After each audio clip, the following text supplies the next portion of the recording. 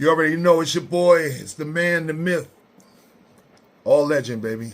Grandmaster Caz. And I need y'all to tune into the latest episode of the Casual Talk podcast featuring the Henny Boyz with a live studio audience. All right? Check out the Bigga Picture Network on YouTube and watch the Casual Talk podcast with me and the Henny Boyz. All right? I need you to like and subscribe. We going in. You heard? Peace. Brooklyn's in the house. Yes, sir. Yes, sir. All right.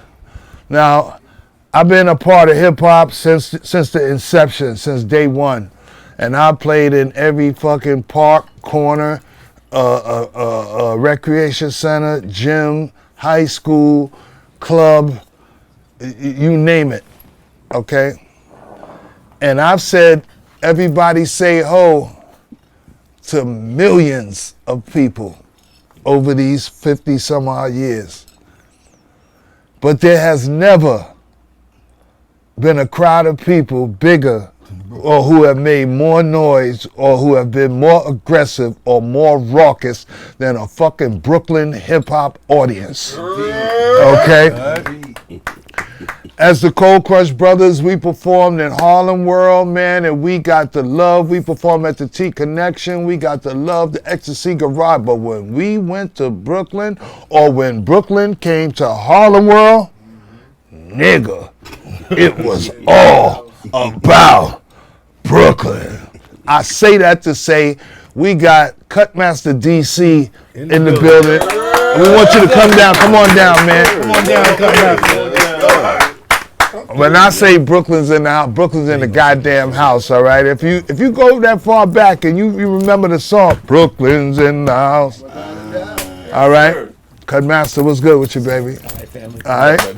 You already know. All right. Yes, sir. Yes, sir. Come on, Brian. You mess some things up, son. Give him a mic. What are you doing, son? You can't just come in. Yeah. Ambassador. Cutmaster, welcome to Casual Talk, man. Thank you for coming through. Pleasure being here. Damn, I'm about origins. Okay. And a lot of times we take for granted that everybody knows what we know. Okay. All right, so act like we doing Brooklyn hip hop education for dummies and tell everybody about Cutmaster DC. Starting where you started out at, how you started, and how you got your start in hip hop. Okay. My start is from just the love of music in general. Uh-huh. I started DJing back in '77 in college. You know, just on some DJ. You know. Okay. All right. But so where do origin you? When I say origin, I say okay. You said you started DJing in college. Mm-hmm. What made you want to DJ in the first place? Love of music. I always loved Just music. straight. You grew up with music in your house? Yes. From listening to my grandmother's records. 5 years old, 4 years old, 5 years old. Yeah. Was there any DJ or hip hop presence going on Not where at you all. were that influenced that decision? Not at It all. was Wasn't strictly even- from the love of the music that made you want to play music. No. I'm 65 years old. I was born in '61. Gotcha. So those people didn't even exist. Understood. Some of them not even born yet. Uh-huh. So it was just a natural love for music from coming from my grandmother actually. Yeah, because when we talk Brooklyn, when you say hip hop to me, I think of you first. We talk DJ period, I think Grandmaster Flowers. Mm-hmm. Yes, Who, indeed, who's definitely. very prevalent Definitely. as a DJ out there. So I was just wondering if he had any influence. Oh no, but yes, being from Brooklyn. Yes, he's from Brooklyn, and yes, he did have an influence on me, but not necessarily as in terms of me originating my love for music. Okay. His influence on me was just basically his knowledge Mm-hmm. of when I had met him, how in tune he was with sound, and he explained to me like the difference between this 12-inch and that 12-inch, why we use these amps over that amp, things of that nature. So it was more from a technical aspect of Gotcha. it. Yeah. Gotcha. Yeah. He was, like I said, he was a Genius. legend and genius. And he's not mentioned as much in hip hop circles because he preceded hip hop. Indeed. Grandmaster Flowers, DJs like him and Maboya and Plummer and all those DJs you talk about, they were legendary DJs, but they played the music of the day, which was, R&B, funk, disco, Yeah. pretty much. Exactly. You being one of the first, turntablists out of Brooklyn. I mean, how did you hone your craft? Okay, well, what's interesting enough is that I became interested in music, like I said, and as I started hearing about the whole scratching and things of that nature, that kind of sparked me. I became interested in regards to that. And as I continue honing my technique and what have you, it was more along the line of being different. Just saying like, okay, why would people come see me? Or when they come see me, maybe with me playing with somebody else, why would they leave talking about me? I got to do something different than what's already being done out there. Right. And that's what got me into actually, being more, how you say, precise with my performance and scratches. And then I took that to the level of, okay, how can I make this harder? Make this look different, make this look difficult, other than what everybody else is doing. I said, maybe, let me try objects or handicapping myself. And so what I started doing was literally, first was behind my back, just playing, just cutting and scratching behind my back, or, back spinning behind my back. That became a little easy. And then people also, they did that too, I watched people do that. And then I said, all right, let me do something different. And the main difference came in when I started doing objects. Yeah, definitely. Definitely. You mastered that shit. Yeah, when I just started picking up objects like sneakers, first ones was sneakers. It started with sneakers. And then I heard about Grand Wizard Theodore using handcuffs. I'm like, oh, okay, I like that. Okay, let me try that. And then, but, again, that's somebody else. But I want to know, because then again, part of being competitive is also, being able to, maintain and being able to, do some of the things that the competition is also out there doing. Say that, say that, say that. Okay? You want to master anything. You want to say that I'm as good as anybody at this shit and better. You got to be able to do what everybody can do and then go beyond that Facts. shit. That's definitely. Okay? Definitely, so go ahead. Definitely. So once I got that down and understood, and developed my own little way of doing that, that's when I really started digging into objects. And one of the first things I did was ping pong paddle. I remember. Yeah. And so like a ping pong paddle, he would like cut.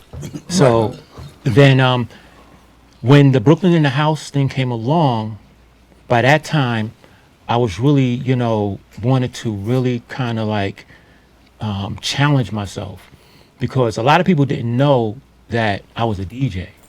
A lot of people did not know I was a DJ. After the song came out. Yeah. Before the song came out. Before the song came out? I'm explaining. The whole idea of me, prior to me becoming Cutmaster DC or Cutmaster DC, I was just Master DC. Okay, I developed my, my whole style of rhyming or whatever the case may be, because nobody would let me on the set. I wasn't able at the time to afford equipment other than 2 turntables and a mixer. So I didn't have speakers, so they didn't really know. So most of my skills was developed on my block at Park Place in Washington. There was a crew called the Classen Avenue Crew. So I had linked up with them, but again, same thing. So all I was able to do with them was mic. That's it. Right. So later on, as I'm, like I said, developing my skills, and after the Brooklyn in the House jumped off, and now I'm, thinking about doing shows and what have you, that's when people found out what I was able to, I was a DJ, because what I did was I had made sure, and oh, my bad, I was telling you about the name. When I found out that people still was referring to me as an MC, even though they didn't know that DC stand for, instead of me saying Master DJ MC, the D stand for DJ and the C was for MC. MC, got you. So they didn't lock in on that. So in '83, around the early part of '83, I added the cut to the master. So I said, okay, Cutmaster should mean that. No, they still didn't get it. I just got it just now.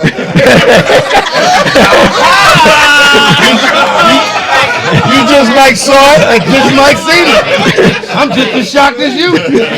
Yeah. So what was so interesting is that when I did Brooklyn's in the House, I recorded that, and this is another thing too. Getting back to as far as how Brooklynites are. Making no mistake, I'm Brooklyn. You know what I mean? You'll find that most people from Brooklyn, they it's embedded in them. Mm-hmm. When I did Brooklyn's in the House, I was living in East Harlem, and people be like, well, you in East Harlem, you do Brooklyn, because no matter where I'm from, I could have moved to the moon, I'm still gonna rep Brooklyn. Exactly. You know what I mean? Exactly. You can So go anywhere. Like we've been, Caz and I, we've been all over the world. You can go. We can be in London somewhere. If you get on a microphone, go. Anybody in the house from Brooklyn? I guarantee you're going to hear some people from Brooklyn. No. Make some noise. No, Well, most definitely. matter of fact, let me digress for 1 second. Speak on, piggybacking off of what he said. That's how Brooklyn's in the House came into play. The history from Brooklyn's in the House. You remember I don't know if you ever heard of a club called Joe Grant's. Yeah, hell yeah. Okay, right, exactly. Yeah, in the other room, right? Okay, all right. So one day, this was after You Don't Really Want to Battle. I had signed with Zakia, did You Don't Really Want to Battle. And so I used to go down there, and then we hung out there. We hung out there before we became whatever. You know what I mean? Right. So my record just came out. The DJ played it for me. I introduced myself. They showed me some love. And so what I did was I said, okay, I took a little survey again, just like you fellas. Queens, cricket. That's messed up. I even went as far as saying Staten Island. Cricket. No, more yeah. cricket. Harlem. Yeah, of course, you had some there. But when I said Brooklyn, it was like we was in Brooklyn. So what I did was I said, okay, man, I'm Cutmaster DC. Y'all just heard my joint. You don't really want to battle. What do y'all think? How would y'all like it if I do a record about Brooklyn? It was like, yeah. I said, okay, my next record is going to be about Brooklyn. Okay, I left, went home, and I was like, what the fuck did I just do? Just do. Set myself up for. I'm on Zakia. They wanted a record. They needed a record to go past the Christmas joint. Now, I don't know if y'all remember, the Brooklyn's in the House also had The Night Before Christmas on. Yeah, The Christmas joint is the A side. They wanted that a shit record. happens a lot, yo. The Christmas joint is the A side, and they wanted a record to go past, the season. Right. Past, the Christmas. They wanted to be able to sell it past that. They didn't want it to be a novelty. So I came up with the concept of the Brooklyn because of that. So I had like roughly 3 weeks to do everything. The beats, the production, the idea, write the rhyme, and the whole nine. And, fortunate for me, it did what it did, but it almost didn't happen because the record thought that only Brooklyn was going to like it, and they almost didn't want to release The record it. company, yeah. They like, look, you can't just make a record about one borough. More people. It got to appeal to everyone. I hate that shit. Yeah, but I hate that shit that they did to us back in the days. Yeah. They amended our shit so much. Yeah. Yo, you can't say that. You can't do that. And then later on, you hear motherfuckers saying all kind of left shit, going left and all that. You like, nigga, I wasn't even gonna do all that. I wasn't even gonna do all that. Yeah, facts. They stifle your creativity. Definitely. But as it would have it, all praises. They didn't have a choice because it was too late for me to go back in the studio to do something else. Let me tell you something else. You was on Zakia. Zakia was Eric B. and Rakim's label. Yeah. And wasn't that around the same time? Well, what was before what? No. I actually A&R'd Eric B. and Rakim. On Zakia. Onto Zakia. What happened was I was playing for I was playing at Mr. Magic's birthday.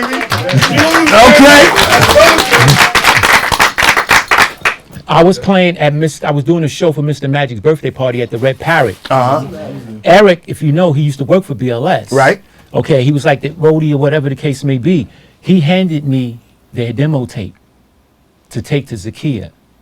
And I brought it to Robert Hill, and we listened to it, and we picked My Melody and Mr. Eric B. as president to be the cut off of that.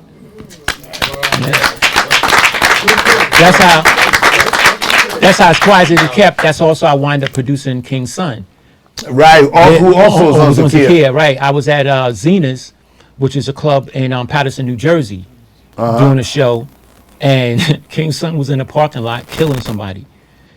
And like literally? No.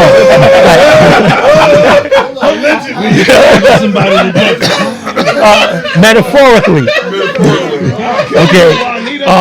I mean, he was just rhyming, you know, and he was nice. I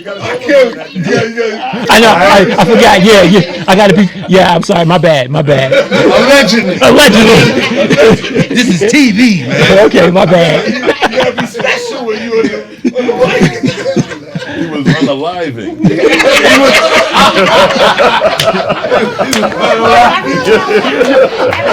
Oh man. Unaliving with someone. But anyway, to make a long story short, he handed me again his demo tape, and there was some cuts on there that we had liked what they did, and Robert, you know, entrusted me to go into the studio with them and produce it.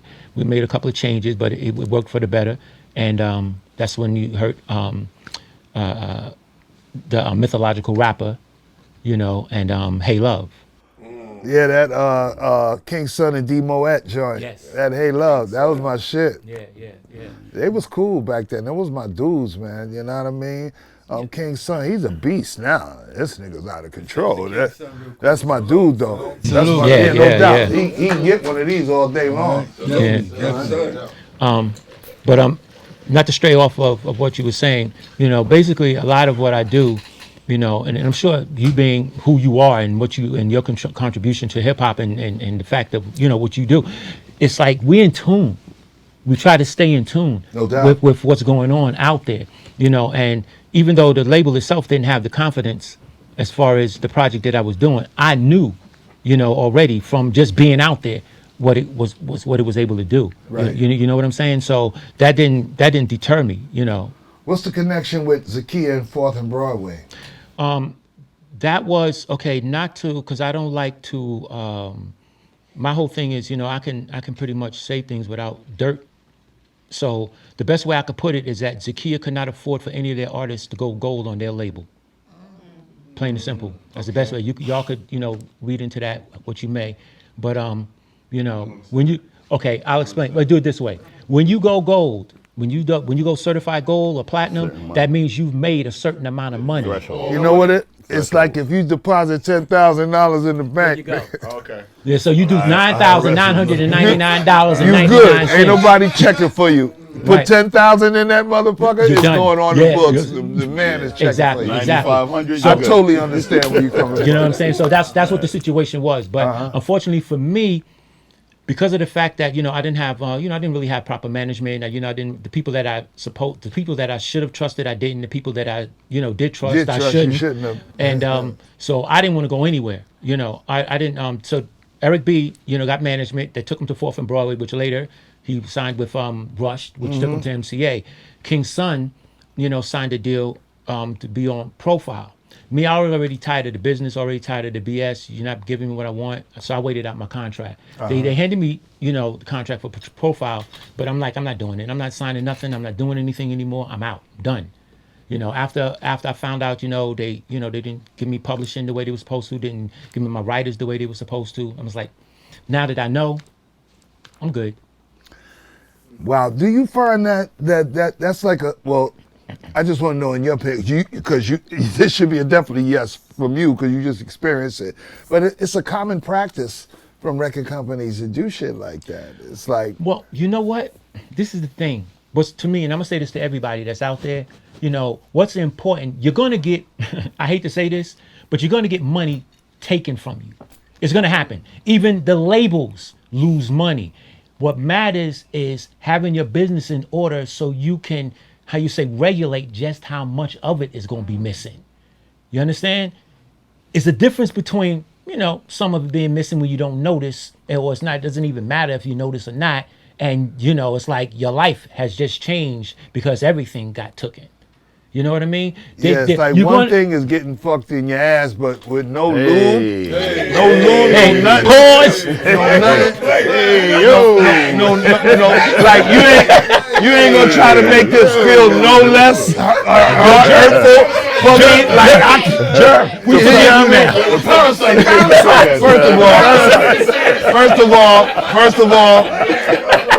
First First of all, I am not of the pause generation, okay? No doubt. That's for young niggas who insecure about their sexuality, okay? I don't have to pause when I say something that, you know what I mean? That's for immature motherfuckers, all right? Hey, what are you trying to say, sir? I'm saying that's for immature motherfuckers. But I'm not Every immature. time somebody say something, it's pause. Okay, that's not what I was saying. I'm saying, Relax. I didn't mean it that way.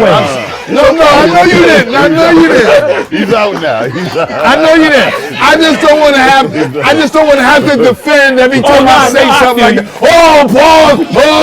Pause. Like 5 years ago, nobody wasn't pausing nobody. I got it. Nobody wasn't pausing nobody. Why you pausing me? Because somebody told you, because you heard somebody say pause, and now you pausing me.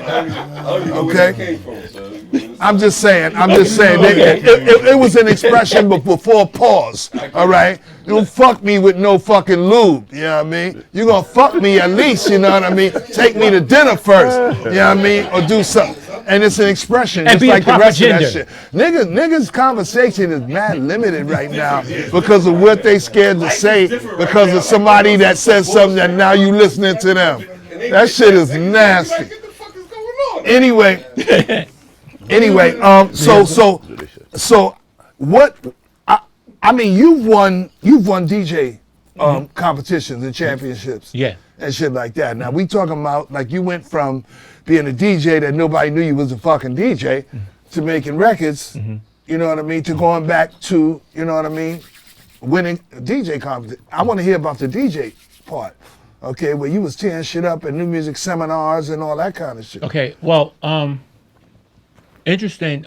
It's, believe it or not, it started like when I had moved to East Harlem, and there was this kid who stayed in Carver Projects called Chris Moe, and somehow we met, and he said that and he knew what I was, who I was, and what I did, and he took me around East Harlem, just to battle people, just to battle. Like that shit. And I just ripped all of East Harlem from 98th Street to 123rd, literally. And that's how I met Red Alert. Was actually destroying somebody at this Harlem karate club, which they was having something like that. And I was battling this kid there, and just that's it. And he was the one that told me about also how my record was doing, because I ain't had no idea what Brooklyn in the House was doing at Latin Quarters. Right. And he said I needed to go up there, and that's also how I wound up at Latin Quarters. That's crazy. And You then had a from hit there- and didn't even know it. Well, see, you got to understand, like I was saying, the label itself doesn't do any promos or whatever the case may be. So whatever the Selling record records does. out their trunk and shit. Well, no, they didn't sell shit records at out the there, trunk. but it does, They it did, does. yeah, whatever it does, it does. No, it wasn't out the trunk. They had distribution. Yeah. But it's just they had distribution. They- It's But just they only to a no certain promos. point. Yeah. Well, no, the record went worldwide on its own. And whatever that record did, and whatever any record did that was on the label of Zakia, did what it was going to do. It did something. It did something. It didn't. It didn't. And that's why the artists, like when it came down to Eric B and Rakim, Eric was like, nah, he wasn't feeling a lot of what was going on. Right. So he went. His manager took him, like, came to the company like, look, we out of here if you don't do something. And that's where Fourth and Broadway came to play. Right. We can't get no bigger here. You know what I mean? Yeah. So Even though we got the product, you can't blow it up no further than this. and that we gotta go. quiet as it's kept, what a lot of people don't know, KRS-One and Scott LaRock started at Zakia Records. We was actually signed the same time, but Scott, he saw what was going on, Saw the bullshit. and he left. Yeah, it but- was actually He jumped out of the 73. frying pan into the motherfucking fire, all right, at B-Boy Records. No, well, you know what? Honestly, I'm gonna say this. I can't necessarily say that, and I'm gonna explain why. Because B-Boy Records at least did give him an avenue to work or go somewhere else. Because sometimes, see, I'm gonna say this. Even a lot of people say, "Am I bitter about what happened with me and Zakia Records?" Like, you like, yo, man, if I don't know if I could have, dealt with that, I would have had to. Somebody would have had to get it. And the only thing I could say to that is back to what I was saying before that everybody should do. You need a team. You know what I mean? you can't do everything yourself. And I was trying to pretty much do everything myself because I didn't trust anybody. You know, I didn't have management, didn't have promotion, whatever. And That's me now. yeah, well, you know, well, you good now. You good now. Yeah. Now I'm you got a good. company, you good. You know, I know. You got your own money. soon he's gonna have his picture You on know it. what? Let me tell you. I always thought that because I never had real management or booking agents or this and this and that, you know what I mean, is the reason why, you know what I mean, which held me back from doing a lot of things. But like you said, I've kind of transcended that on my own, past that.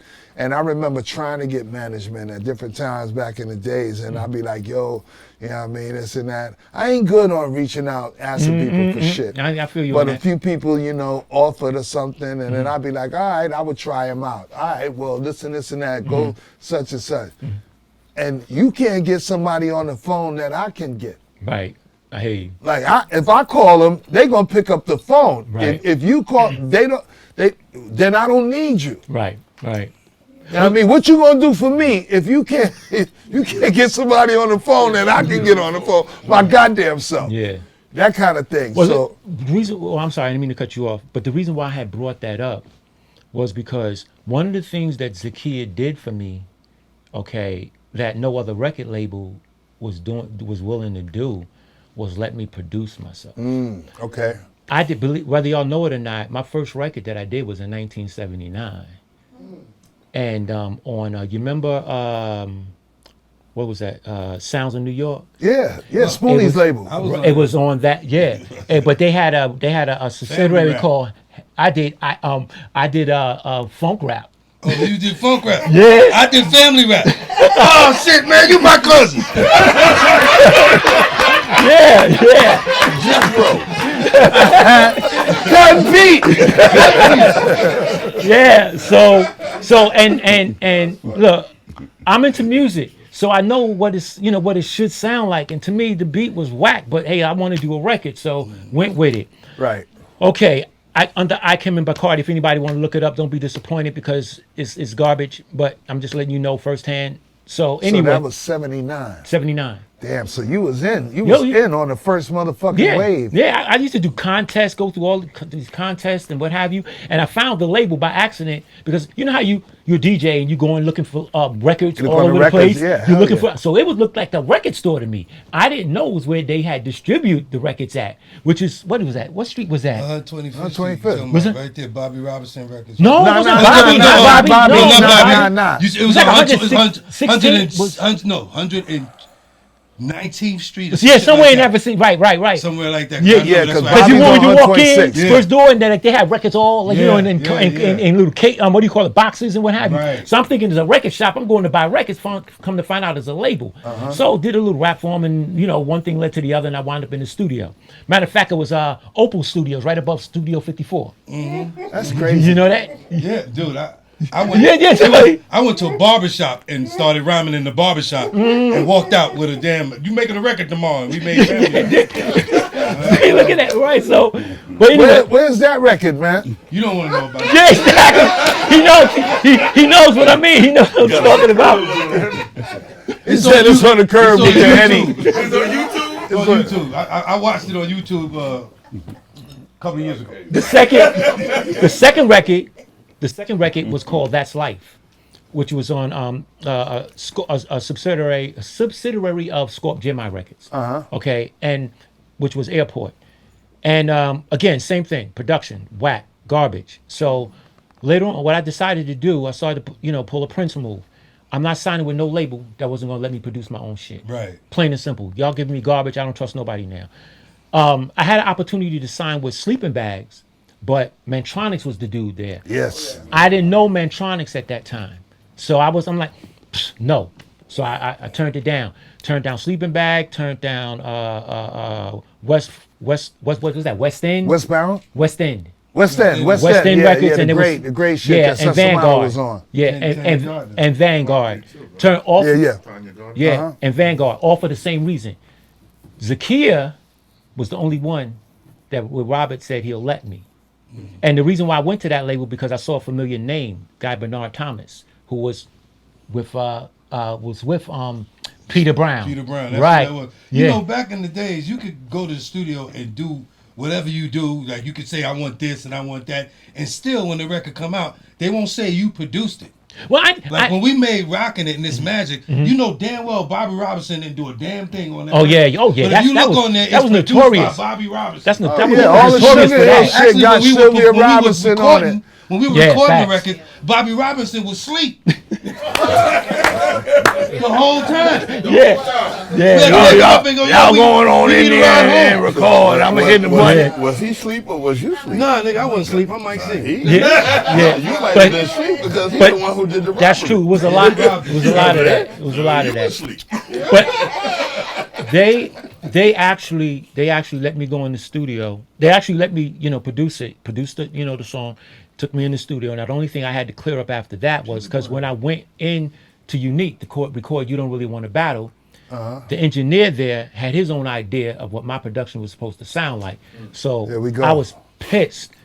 And it's a well-known engineer now. I'm not going to mention his name, but let's just say that, engineers should learn the fact that do your job and you're the hands. Say his name. No. You around family? No, say his name. Off the camera. I'll do it off the camera. No, on the Say it camera. on the Say his camera. name. Say it. Oh no, it's not contract. Well, let me do it like this. Let me do it like this. I got you, son. I know I'll fuck with anybody. No. Let me do it this way. Let me do it this way. All I'm going to say is that the lesson being learned, and I'm going to say the name. Okay. The lesson being learned, becoming an engineer after that, 40 years of doing that. The lesson being learned is the fact that, an engineer is there because of his skills to be able to get whatever it is that the producer, artist, there Sound to take. the best. That's Right, it. right. Just fix That's the it. sound. That's it. Not to dictate, unless you're producing or you're asked, not to dictate what's going on in as far as this record Exactly. is concerned. And so the engineer, Chris Lord Algie, who was at Unique Studios, at that particular time, he had a record out that was doing real good because of its sound, which was Shannon. Okay. So that Let the gated music play. snare. Yeah. So that gated snare. Now the problem with that for my production, my beats wasn't 4 on the floor, meaning where that would work. Right, I'm very busy. right. My patterns are like 40 to 50 patterns in one song because I drums. I do like live. And when you have a gated snare or something like that in it clouds it. So it doesn't sound right at all. So I wasn't happy. Okay. There's nothing I could do at that time, but I wasn't happy. So all I could do was vent. When I got back to the label, I told Robert, because Bernard was the one that was winning me, and I'm expecting him to like, hey, look, this dude is, tell him to take that off. No, don't worry about it. He knows what he's doing. Oh, I hate that. They Okay. know what they doing. All right, cool. Yeah. So there's nothing I could do. I left it alone. When I went back there, I told him, I said, look, I gotta have total control. I can't just have partial because it doesn't make sense. I make a beat, do a song, know how it's supposed to sound, but then it comes out sounding the way y'all want it to sound. So he entrusted that in me, and night before Christmas, Brooklyn's in the house, Brooklyn Rocks the Best, King Son's joint, all of that came afterwards, letting me do my thing. So because Zakia was the label that let me do my thing, what it did for me, Gave you a platform. It gave me a platform. To this day, we talking 41 years later, it's not hit. The label does what it does. You got some labels that's going to do right by you. You got some labels that's not. It was up to me to get a team or put something together to make sure that they was doing what they were supposed to do when the label wasn't. I wasn't interested in the business, unfortunately. I was naive, so I'm figuring that if I do music, I do the way it's supposed to be, they're gonna look Everything out. gonna work out, right? They're Right, gonna but do what that's they not gotta do. necessarily the case. So, one of the things I like to say to your audience is that always make sure the business is taken care of. If you're not about the business, you don't know the business, you don't want to handle the business, then make sure you have somebody there to somebody take care that of the is. business. Because you Facts. can't complain after the fact. It's done. You know what I mean? I'm not bitter because, first of all, it was no mistake. I can do it whenever, anytime I get ready. I retired myself. I wasn't retired. You know what I mean? I got tired of it. You know what I mean? I get tired of making music. Music is my passion. I've had 5, 6, every place I got, including where I'm at right now, I've kept the studio. Because that's what I do. If I became a millionaire this like tomorrow, hit the lottery, even though I don't gamble like that, but I'm still gonna have music. I'm still gonna be doing music as if it paid my bills. You know what I mean? So that's the reason why I'm not bitter, because none of what happened was accident. You know, all praise is due. You know what I mean? So I mean, I think a lot of it has to do with your intentions in the first place. If your intentions are you still doing what you meant to do in the first place, whatever level, because levels are other people's standards.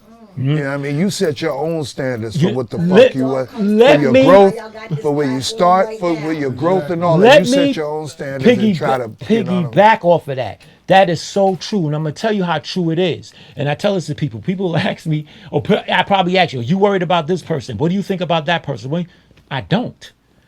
If I spent time trying to be as good or better than him, or him, I would not have developed the technique that was meant for me. You know, my blessings would have been passed. You know, y'all wouldn't have got that basketball because nobody else was doing it. Y'all wouldn't have got the cuts that I did. Nobody else was doing it. Matter of fact, at the time that I did it, no artist was producing, rapping, mixing, and DJing on the same cut themselves. Right, and when he say that you wouldn't have got the basketball, he's talking about like a basketball that he used to like cut the record with, like palm the basketball, put it on the record and scratch. Okay, with the basketball, ping pong things, sneakers, pencils. High heel shoes. The year is 1980. No, the year is before that. I seen you in Broadway International. It's before. No. You know what? No, I take that back. It was the 80s. I learned about it in the 80s. Yeah, but I did it around the latter part of 80. Around the latter part of 80. It wasn't even 81 yet. It was the latter part of 80. I learned about it in the 80s. So listen, we talking 50. Get the fuck out of here. What year we on now? 52? 53? 52 years. All right, so we're 53 then. If you was born in 74, you would never. No, it's 53. We on 53. We on year 53 in hip hop. I didn't start DJing until 77. It wasn't on nothing, had nothing to do with hip hop. I was doing regular, your regular mixing and what have you. Just playing records. I got into the mixing and scratching around the latter part of 79. That's when I got into and dove in. That's when it got technical. Dove in. You know, like as I started hearing about the Flashes and the Wizards and what have you, I'm like, okay, how do I make these guys go? Yeah, you definitely carved your own niche into that shit, because you're talking about the days of GJ Jazzy J and Grandmaster Theodore still active, Flash, WizKid, you know what I mean? And all of these DJs that were coming and like you said, to stand out. Everybody could scratch, okay? Everybody could do that. I mean, there's certain tricks and certain little things that, basically as a DJ in the 80s, because I've been doing this since 74. Okay? In the 80s, that was standard, that everybody knew, the baby scratch, to this and that, such, to pull back, and certain things that were standard. And in order for you to call yourself a DJ, among DJs that could do all that, you had to be able to do all that as good or better, and then some. You got to add something to the equation that wasn't there already, and you definitely did that. Yeah, thank you. Thank you. All right. Huh? What about Joe Grants again?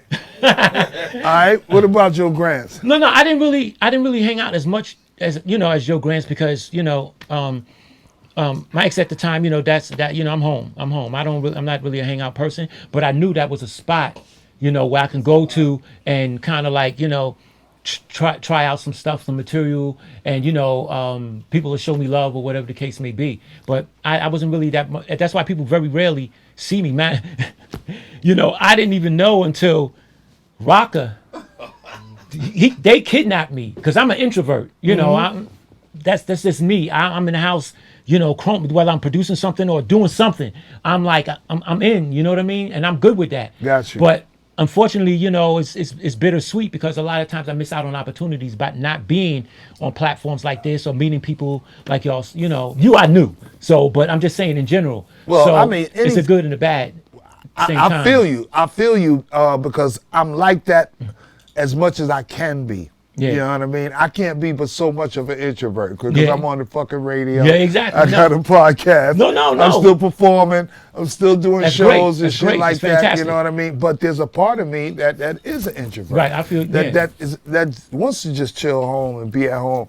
I be walking around doing shit in my house sometimes. Be like, yo, if motherfuckers could see me like like right now. Yeah. But yeah, but at the end of the day, that's what becomes really important and shit. Before we finish, I want to talk about how you feel about like the ageism that's going on in hip hop. How the perception is that once people get over a certain age, and they usually cut it off like at 40. I've been hearing people talking, yo, you over 40, you shouldn't be doing this and this and this and that. You know what I mean? And it's kind of a, I'm not gonna say general because general means like most of the people, but I mean there is a consensus going on that once people are over 40, they shouldn't even be involved in hip hop or shouldn't be rapping. Right. Specifically rapping. Nobody says something about older DJs too much. Right. Because DJ can play any, Yeah, you know, year of music or whatever. Definitely, yeah. But how do you feel about that? Okay. Unfortunately, our culture, we do it to ourselves, and I'll explain.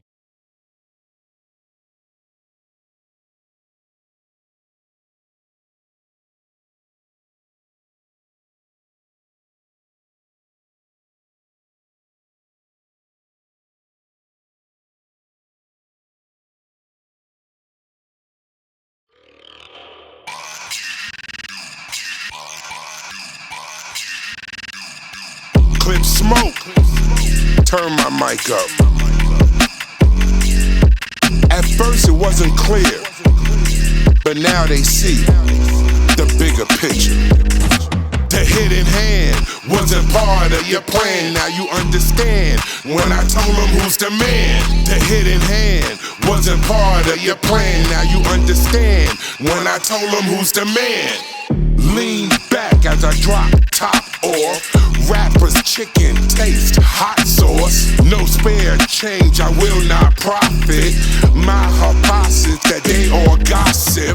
Thought the speech was long, don't speak when the battle on. Said he is real to me, he just Babylon. Death moved quick on the Harlem night. Took a big L, it was a hardly fight. Frost deflate, go get him, Tiger. Wooden box, you're MacGyver. You're gonna exit, Jeff left. Wanna escape, death, take breath. Praise God, I live in the mansion. Greed, ugly, but me, handsome. Hip hop, I said, has a B. Life's a bitch, you not better to me. Cast hell into the ocean. When I die, will there be no motion? The hidden hand wasn't part of your plan. Now you understand when I told them who's the man. The hidden hand wasn't part of your plan. Now you understand when I told them who's the man. I told y'all, you are now in tune to the bigger picture.